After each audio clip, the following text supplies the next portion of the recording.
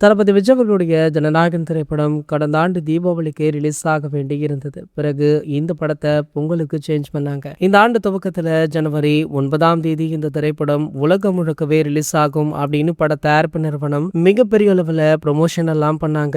படத்துடைய ட்ரீசர், trailer, poster, promo அப்படி இப்படின்னு பல விஷயங்களை வெளியிட்டாங்க. ஸோ கடைசி நாள் வரைக்குமே தளபதி ரசிகர்கள் என்னதான்ப்பா பிரச்சனை வந்தாலும் தளபதியுடைய படத்தை நாளைக்கு பார்த்துடலாம் அப்படின்னு ஆவலுடன் காத்துட்டு இருந்த ரசிகர்களுக்கு அதீத ஏமாற்றமே மிஞ்சியது.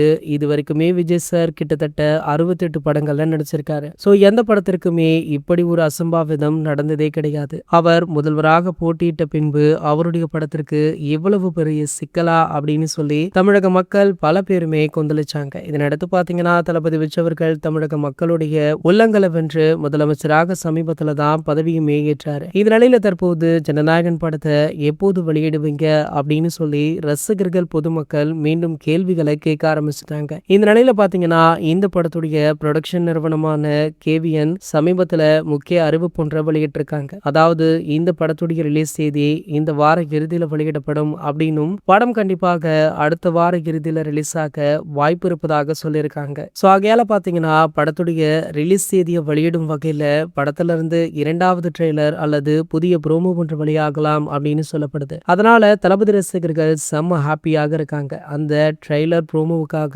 ஆவலுடனுமே காத்துட்டு இருக்காங்க. இது போன்ற செய்திகளை பத்தி நீங்க உடனே தெரிஞ்சுக்க நம்ம சேனலை மறக்காம சப்ஸ்கிரைப் பண்ணிக்கோங்க.